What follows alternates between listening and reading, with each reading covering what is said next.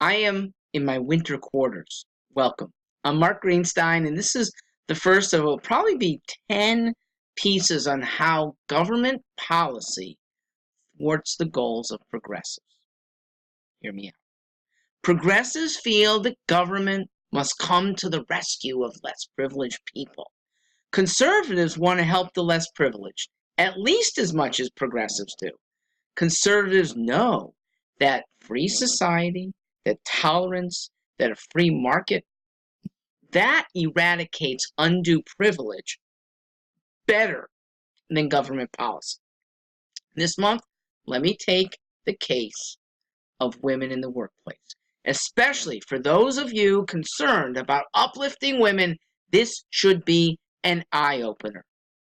Conservatives usually side with business owners, small business owners. They want the best workers at the lowest cost. Now, that may sound crass, but look why it's so inherently good. Social policy, not in this equation.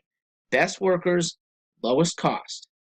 That means the conservative wants to hire talented women as much as talented men. What's in their way? At times, it's progressive policy. Number one, progressives want to mandate family paid leave that forces employers to pay an employee while she takes care of her newborn. So the employer, very rationally and not based on sex, says, well, unless she's extraordinarily talented and will help my bottom line while she is here, I'm reluctant to hire any young woman. Number two, progressives would like government, including the courts, to penalize employers based on results that have discrepant earnings, okay? Without looking deeply at the cause of differences in pay, they presume that the difference must be based on wrongful discrimination. So, what does the employer do? He reduces his risk by hiring fewer women. Number three, discrimination based on workplace comfort. Progressives want to litigate here too. The employer who doesn't want to incur extra expenses buying a special chair or special computers for a pregnant woman coming to work in her final months, he refuses to hire the newly married women that apply. It's a natural result. The most compassionate employer who'll do nearly everything possible to accommodate that woman still has the fear that he or she hasn't done enough and then gets beset by a lawsuit. I say she because a lot of those employment policies come out of HR departments, usually staffed by women. I've known HR staffers, both women, who've said this, okay? Skillful HR people can refuse to hire for these sex-based reasons and make it appear to be a talent issue or a best fit issue. Again, if the government didn't have these anti-employer swords, employers would hire more women. Finally, employers have come to fear allegations of an oppressive workplace. Okay?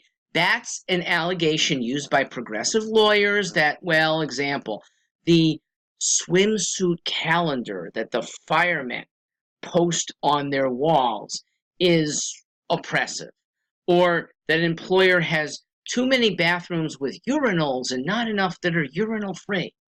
We even saw a case supporting a disenchanted plaintiff that the employer condoned too much sports talk around the company water cooler, and that made it uncomfortable for female employees.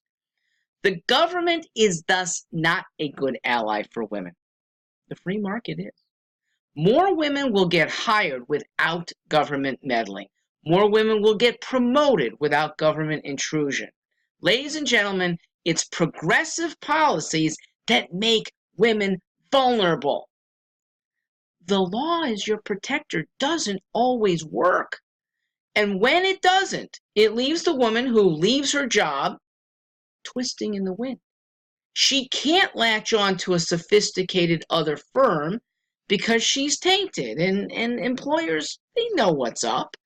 Why haven't you been working anywhere for the last 5 months? Okay, that's a mark against her. Her lawyers might not care. They're interested in settlement. Maybe they should be more interested in satisfaction. And there was a study that showed that women in states with less permissive labor laws were more satisfied than women in other states. And it makes sense. Progressive policies that jam government into the employment relationship make the women more vulnerable. Good feminism means encouraging women to stand up for themselves. But progressives, they want government to swoop in to rectify every imperfection in the workplace. It is unlikely, because modern women now are better educated than the average modern man. It's unlikely, but it is possible that even in the free marketplace, women carry less earning power. Okay? If that happens, that can be rectified by social policy. Ideally, private social policy, but maybe government policy. Don't mess with the employer-employee relationship. I am one who wants to apply policy, and maybe even government policy, to one and only one group. It's single moms who have a much harder time keeping a career and at the same time raising good kids. We as social policy makers should be having them and their careers in our front sights. But we should not use government policy where it's not necessary.